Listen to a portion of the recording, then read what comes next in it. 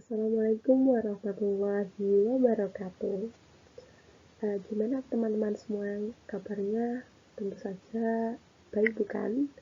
Oke, dalam kali ini saya akan menerangkan gimana caranya menghijaukan kota dengan cara urban farming. Mungkin melihat kondisi kota seperti kota Jogja yang sudah penuh dengan bangunan penduduk yang padat penduduk, mungkin menyulitkan kita menemukan ruang hijau dan lahan-lahan untuk berkebun. Nah, di sini saya akan menjelaskan bagaimana mudahnya melakukan urban farming. Sebelumnya perkenalkan dulu, nama saya Cazia Aka Windarso dari Prodi Agribisnis Fakultas Industri Halal Universitas Nahdlatul Ulama Yogyakarta. Oke, langsung saja ke slide berikutnya. Oke, di sini kita ada 3 topik, yaitu topik pertama, apa yang dimaksud urban farming, yang kedua, bagaimana cara pembuatan urban farming, dan yang ketiga, manfaat urban farming. Oke, sebelum melanjutkan ke yang lebih serius nih, urban farming menurut teman-teman apa sih? Itu ya, pasti bertanya-tanya yang belum tahu ya. Jadi urban farming yang bisa disebut juga pertanian kota merupakan pemanfaatan ruang terbuka untuk dijadikan lahan hijau agar menghasilkan produk pertanian. Itu jadi di sini urban farming biasanya dibangun di lahan yang sempit di tengah-tengah permukiman warga, seperti di kota Yogyakarta ini yang Masya Allah sudah penuh akan penduduk ya, sudah padat penduduk gitu. Itu bisa dimanfaatkan lahan-lahan sempitnya atau dinding-dindingnya seperti itu untuk membangun urban farming gitu. Lanjut di cara membuat urban farming. Ada yang pernah tahu itu gimana cara membuatnya?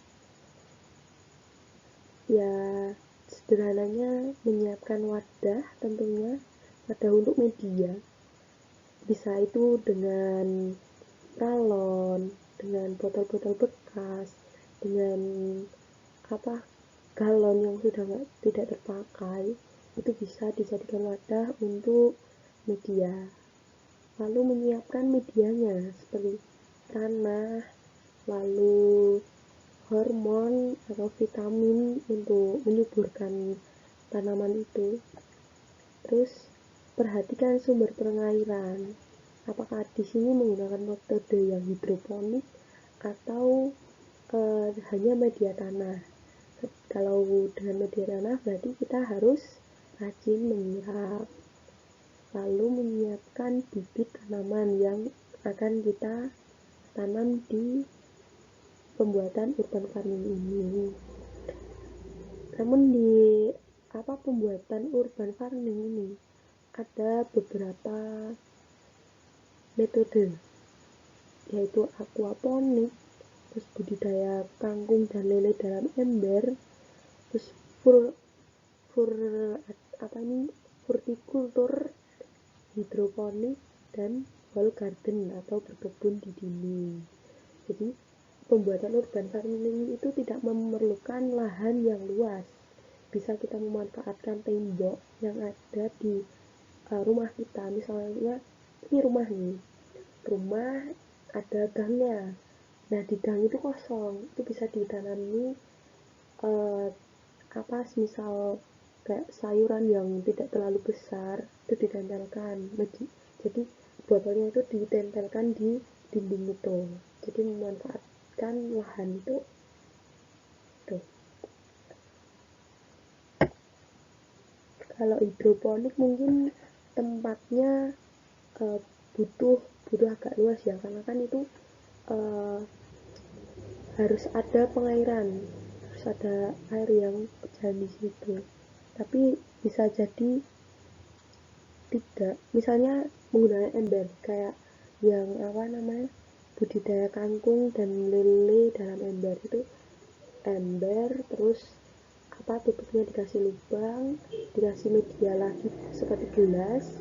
Nah, gelasnya itu nanti untuk tumbuh kangkung, embernya itu untuk budidaya lele. Itu bisa. Tapi di kota ini, tentu di kota itu yang sangat padat penduduk, muncullah masalah baru, yaitu penumpukan sampah.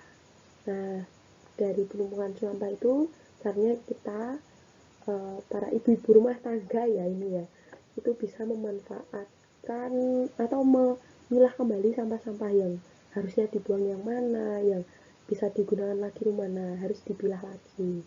Nah, nanti yang hasil pilahan itu yang masih bisa digunakan bisa kita manfaatkan sebagai wadah tadi, untuk pembuatan urban farming. Dari situ kan berarti kita bisa mengurangi sampah masyarakat, waduh, maksudnya sampah rumah tangga gitu. Oke, ya. Manfaatnya dari urban farming yang pertama, memenuhi asupan nutrisi. Seperti di wilayah padat penduduk, urban farming menjadi strategi tepat dalam upaya membantu rumah tangga ekonomi lemah untuk menjaga konsumsi pangan dan asupan nutrisi sesuai dengan pedoman gizi seimbang. Produk urban farming dinilai lebih segar dan bergizi dengan harga yang kompetitif karena tidak melalui proses pengemasan, penyimpanan, dan pendistribusian yang memakan waktu berhari-hari. Jadi kalau sudah masa panen nih, dari hasil sayur-sayuran itu atau buah-buahan itu bisa kita langsung konsumsi. Jadi tidak usah menunggu apa, pengemasan yang berkelanjutan seperti itu. Lalu yang kedua, meningkatkan konsumsi buah dan sayur segar. Kegiatan urban farming juga memungkinkan masyarakat untuk lebih sering mengonsumsi buah dan sayur karena bisa diakses dengan mudah dan cepat. Selain itu, kita juga bisa memantau sendiri pertumbuhan buah dan sayur yang ditanam agar terbebas dari bahan kimia seperti pestisida. Kan kalau kita beli itu kita nggak tahu ya, mereka tuh memberi pupuknya tuh pupuk apa, apakah menggunakan pupuk pestisida atau pupuk kimia yang lain. Sedangkan kalau kita menanam sendiri, kemungkinan besar kan kita menggunakan pupuk kandang atau pokoknya kita udah tahu lah kandungannya, oh ini baik dikonsumsi untuk kita.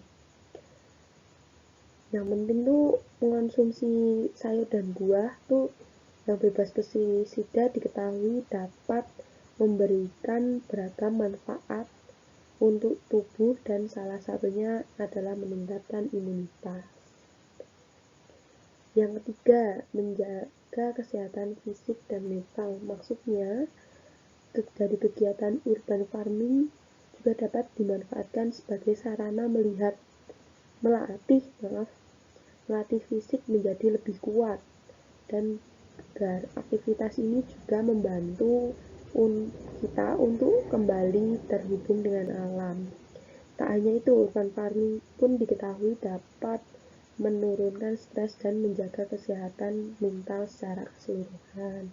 Jadi misal kita buka pintu nih, wah lihat tanaman hijau, kan segar tuh ya, masuk ke mata, terlihat menjadi kayak apa, lebih fresh gitu, lebih fresh. Lalu yang keempat, menciptakan lingkungan sehat dan bebas stres. Kegiatan urban farming juga merupakan upaya menghidupkan kembali lingkungan, menciptakan lahan hijau, mengurangi panas dan polusi udara, serta menurunkan risiko banjir dan tanah longsor jika di perengan sungai itu ya.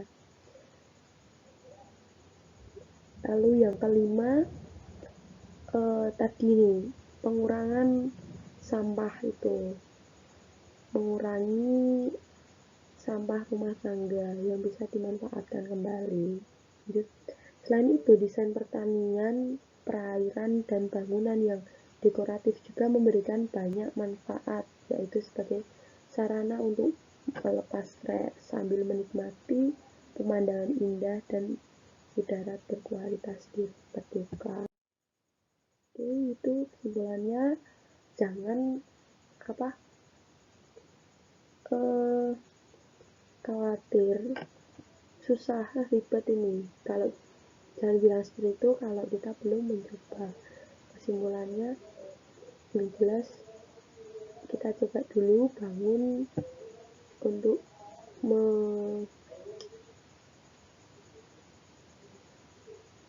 mencoba menghijaukan kota, membangun hutan kota dengan memanfaatkan urban farming yang memanfaatkan sampah yang bisa didaur ulang kembali. Mungkin itu kurang lebihnya dari saya. Mohon maaf. Wassalamualaikum warahmatullahi wabarakatuh.